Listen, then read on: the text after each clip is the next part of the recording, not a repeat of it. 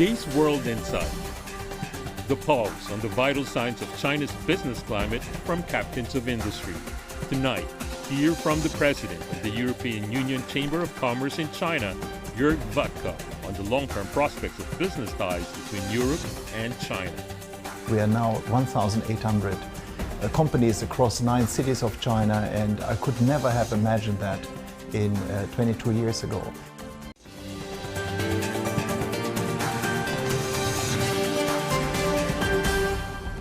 Hello and welcome to World Insight with me, Tian Wei.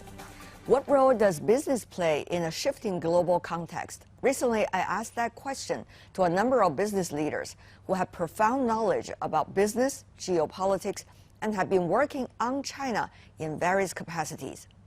On this, I had spoken to Jorge Wuttke, the president of the European Union Chamber of Commerce in China.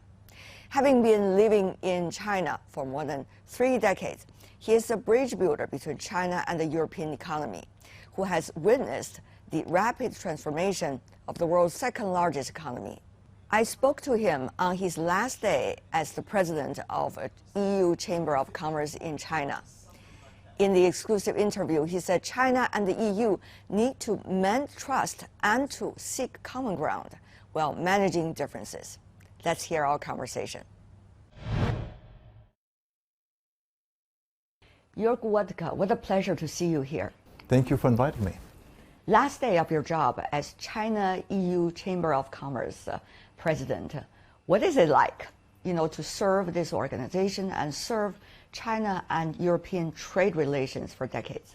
Well, I was one of the 51 co-founders in 2000, and we had quite a journey. We are now 1,800 companies across 9 cities of China, and I could never have imagined that in 22 years ago.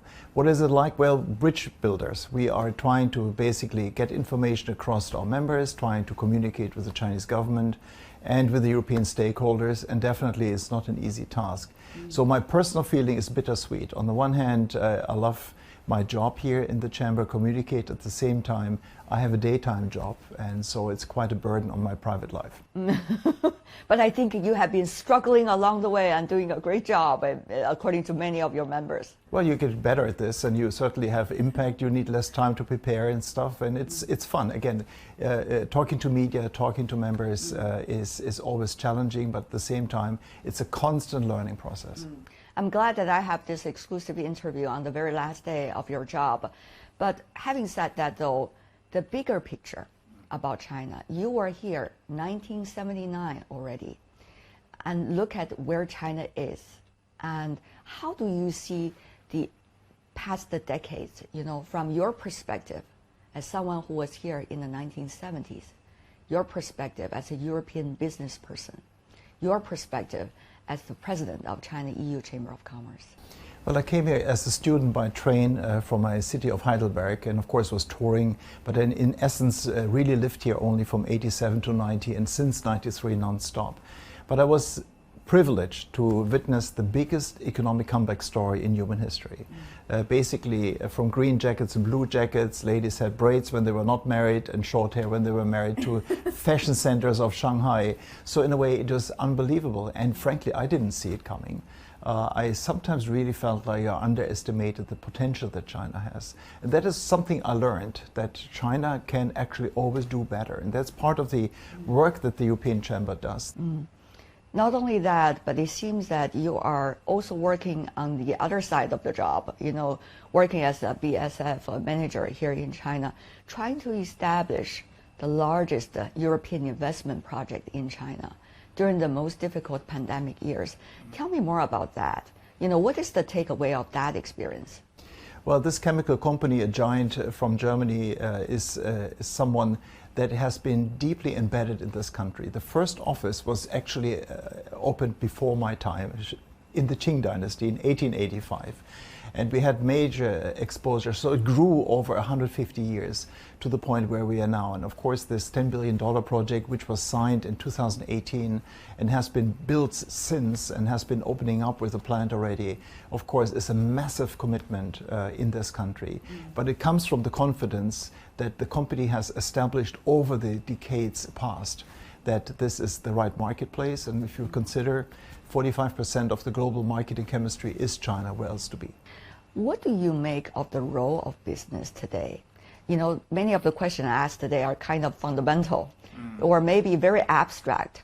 But I think on this very critical day for you, when you are saying goodbye to the European Chamber of Commerce, I'm sure you have a lot of rich thoughts about these fundamental questions. Well, honestly, I think in Europe, in the US, and partly also maybe in China, business is not as strong, not as vocal, not as influential as it used to be. Business was sort of the last point where countries could talk to each other. It was always creating job, creating value, basically bringing services and products to each other's customers. I've sensed that since the great financial crisis in 2008, 2009, credibility of the financial markets has been reduced. Then you have this trade war coming up. So all of a sudden, instead of being the ones that actually are always the last resort of finding common ground between governments or public opinion, all of a sudden we feel squeezed. Or at the crossfires. And well, we have to have a flak jacket and a helmet sometimes in order to get going. But it is bad because I guess we have across the world more ideology, as we pointed out, ideology trumping the economy. It's not just in China, in Europe, in US, across the whole board. And that makes it very difficult. All of a sudden, instead of just looking at market consumption trends and technology trends, we all of a sudden have to think about security, social areas. And which is not in your job description. Which is definitely not in my job description, but it is coming in such a force that if you are a manager, if you're in particular leading a chamber, it has to be now in your job description. You have to be sensitive to these questions. What is it like to be a bridge builder? These days, to be a constructive bridge builder, under many circumstances, is an extremely tough job all over the world.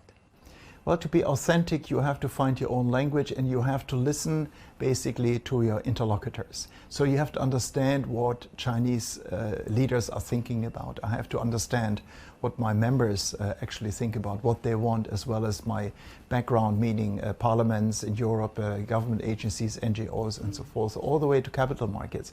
So it's a very intensive job in order to understand who you talk to, because then you have to frame yourself, you have to make yourself understood. As a bridge builder, you have to build bridges in the sense with words on shifting ground, and that is the challenge there is. Tomorrow might be very different from yesterday. So a bridge builder is someone who is obviously always optimistic because you think you can reach the other side. The politicians keep on inventing new words. Yes. Decoupling is one of those. Yeah.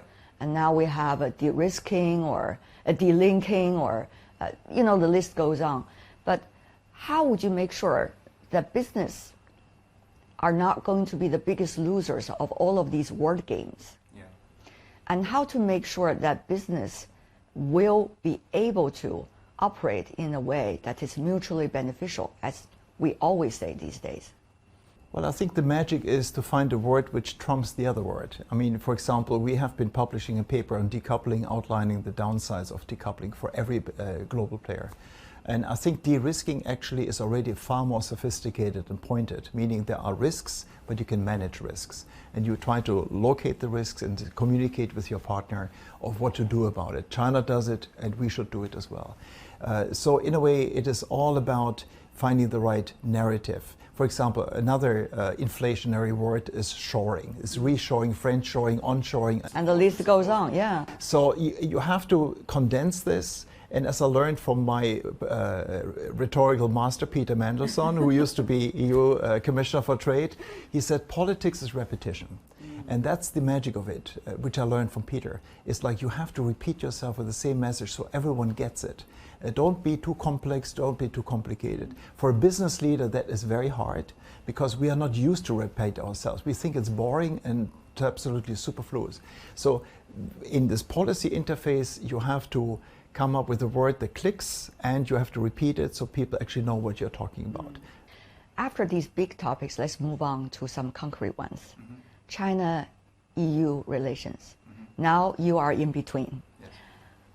How do you see the latest movements and gestures, rhetorics, true expressions coming from different sides, where are we now, given your rich experience about this area?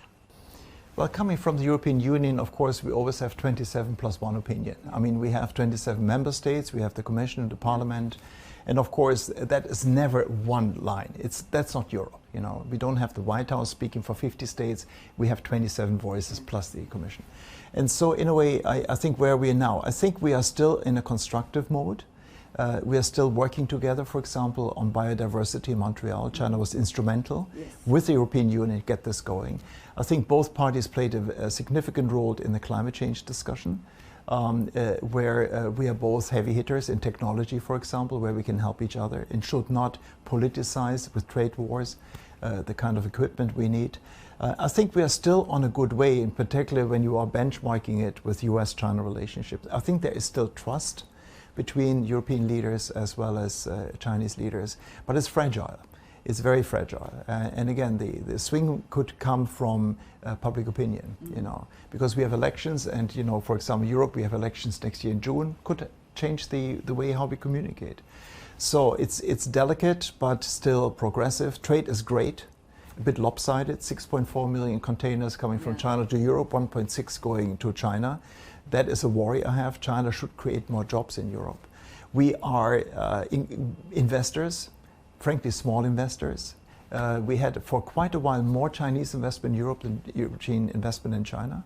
And this has to change. I'm all for CATL's plant in Hungary, for Costco's plant in Hamburg. We need Chinese engagement in Europe in order to them also understand of how we operate. Like we operate in China and we try to communicate this to our head. So not all is well, but I think we are still on a good path. I want to pick up some of the points you mentioned, Jorge. For example, about mutual investments. We see both sides have gradually now realized how important it is. But I want to take a few steps back. You have been an ardent supporter of the China-EU investment treaty. And I remember during earlier interviews with you over the years, you were being criticized by both sides, by some opinion leaders, for example, of being an ardent supporter of that. So now in retrospect, both sides realize the importance of it. So where are we now?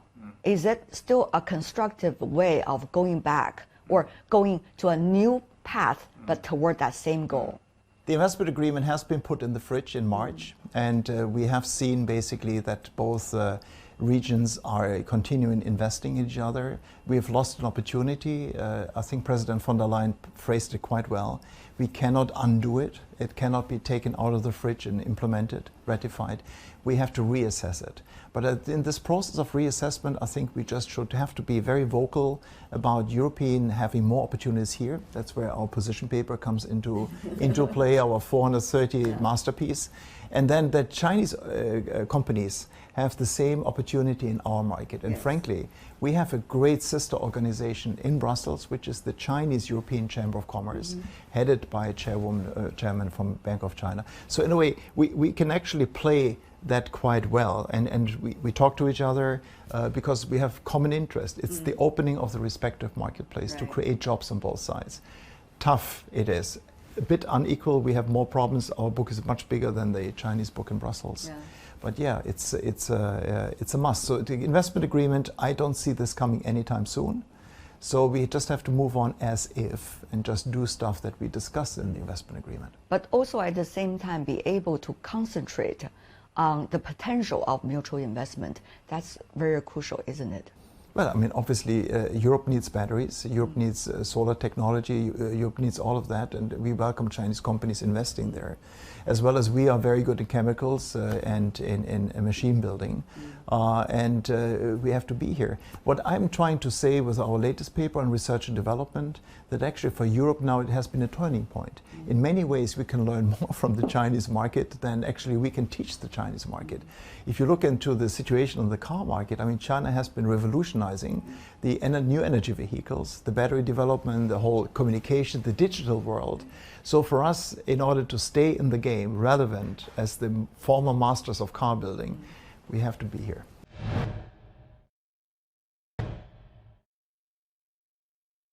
Meanwhile, we have been seeing efforts coming from both the Chinese government, for example, the Ministry of Commerce, and also the relevant department trying to create more platforms for China and European businesses to meet. For example, the latest being held, the investment forum in Diaoyutai, in the capital city. How do you see these platforms could serve the purpose or contribute to the purpose of mutual communication? Well, it's vital. I mean, we come out of the dark ages of online mute and unmute.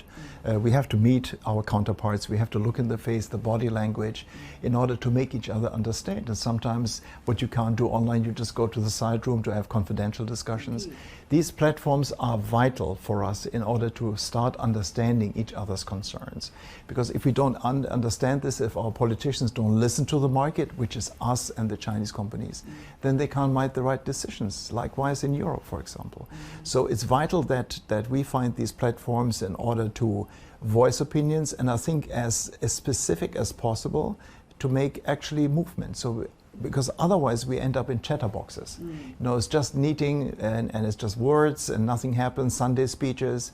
I think the most important is that we, at the end of the year, we can prove things have changed. Seeing is believing. Businesses from both sides are actually expecting better potential. But are business words being listened to? Not as much. I'm asking this question not just about, you know, China, EU, but I'm asking this question generally speaking. Less so than in the past. If you look in Europe, if you look into the ratings of the recognition on business people or bankers, it's pretty low, honestly speaking. We used to look up to these fellows who basically were advising our politicians. I think the economic crisis we experienced has been doing quite some damage there. But frankly, we shouldn't blame the politicians or public opinion. We have to just be better in explaining what we do. We have to improve ourselves. Who else can we impact than ourselves in doing this? And I guess the same is true in China. And we count on Chinese private enterprise because they create 90% of the jobs. So we're in the same situation of struggling to find the words to be more relevant than we are now, because we used to be relevant. Here comes another interesting issue for the trade community and business community. On the one hand, you need to let both sides, the general public, to understand the efforts that you are making in order to be a bridge builder.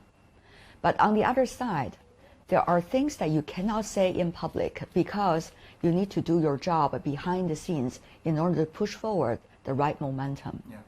So this is another dilemma, and I guess how you are dealing with that. I think it starts always with listening, empathy about what your constituencies are all about. It's so important, isn't it? I guess you have one mouth, two ears. You have to listen first before you say something. You have to find credibility with the other partner, because you can't lecture them. You can't run around with a big finger trying to lecture. Too many politicians do that. We have to show empathy, which for business in this kind of driven, competitive times is not easy, you know. So in a way, how we do this, I'm certain that we are trying hard in order to find the benefit for the other side, to outline what they're losing out because they are not reforming or not opening up. For example, again, on Hamburg, for example, the port that has been discussed with Costco and so forth, and there were voices in Germany kicking it out. I think we have been saying, you know, European companies have been having equity in Chinese ports. So what is wrong of Chinese having equity in Chinese ports, in European ports? So for us, it was the message is like, they can do more in Europe than we can do here. And that's why say it's fine to have equity, but would you please in China open the door for domestic transshipment that we want to do. So this is something you A, have to understand the facts, B, you have to understand where the resistance comes from, and then the magic of words and convincing statements. Yeah. That takes a lot of work. That takes a lot of effort, takes a lot of consultation before. It's possibly like a movie. You make a film of 3 hours and then you cut out 1 hour in order to focus. It's all about focusing. And that helps you. If you just blabber and if you just talk that people don't understand, you actually might lose your audience. You have to capture your audience in order to make an impact, but it doesn't always work, of course. You have some surplus of trust because you have been working in China for decades, and people know how you and the European Chamber has been functioning. But it is very hard to maintain this level of surplus and also be able to get similar level of trust as things are evolving here in China, elsewhere in the world. How are you looking at that issue, the issue of trust? Trust is something which you develop over a long period of time, and it is like branding in a way. It's something where the counterpart can actually recognize you. It's all about authenticity, it's all about credibility, and very important, predictability. You might actually say something the other side doesn't want to hear or doesn't want to agree with, but at the same time they know it comes from all the goodwill that you have. I think it's very important to recognize you might have different opinions, but you do it out of the from your own heart to actually explain the difference. It's all about expectation management. You tell the other side, I have a problem A, B, C, D. So trust comes from this constant ability of being predictable and authentic. And it can evaporate in an instant. Yeah. So what you also need is, particularly in this kind of leading positions in trade and politics, you need a lot of discipline. You have to have a very strong filter that you're not going off rail. You know, just look at President Macron. He was on message all the way until he was in the plane, and then he gave a very strong interview to Politico, and it has rattled the cage all over the place. So you have to be not only on the plane, you have to be until you arrive disciplined about this one. And it is a lesson that we have to learn, that sometimes it just helps to shut your mouth in a way. That you have to be, if you don't know further, don't probe in public, try to find common ground with people behind the screen, as you pointed out. Because everything you say in public is going to stay in public. That's the curse of the internet. You know? So in a way, trust comes from long build up of credibility and predictability. Well said.